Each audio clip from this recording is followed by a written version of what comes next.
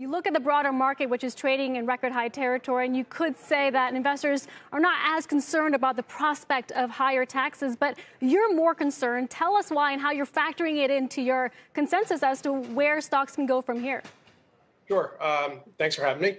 So as you mentioned, we already have a pretty bullish forecast for the market. However, it's only about another 5% from here, and I think we'll get there.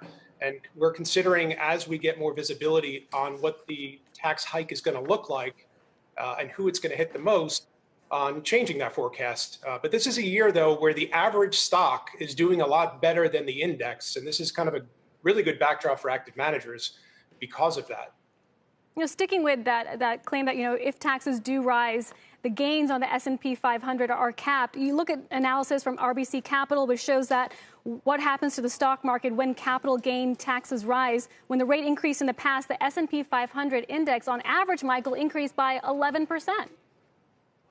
Sure, and that may as well be the case, but that's a historical analysis based on averages, and this is not an average period.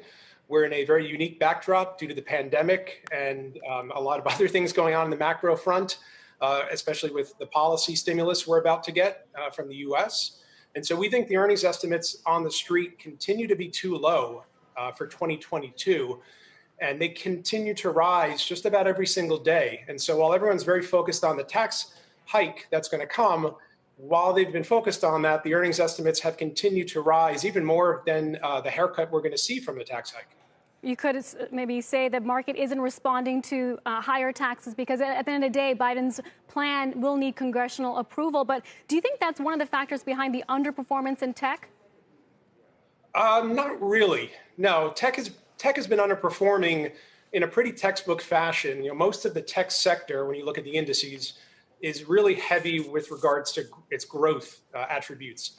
And it's not just tech this year that's underperforming. We find when we speak to some clients and when you listen to the mainstream media that everyone's very focused on tech when you hear about growth. But growth strategies and growth stocks are underperforming in every single sector. So to say it's just about tech is kind of a mistake. We're in an earnings recovery. We are in a backdrop where things are incrementally continuing to get better, where rates are rising, inflation's picking up, and that's just not an environment you want to own growth stocks. And of course, tech is the poster child of that story. Shepard Smith here. Thanks for watching CNBC on YouTube.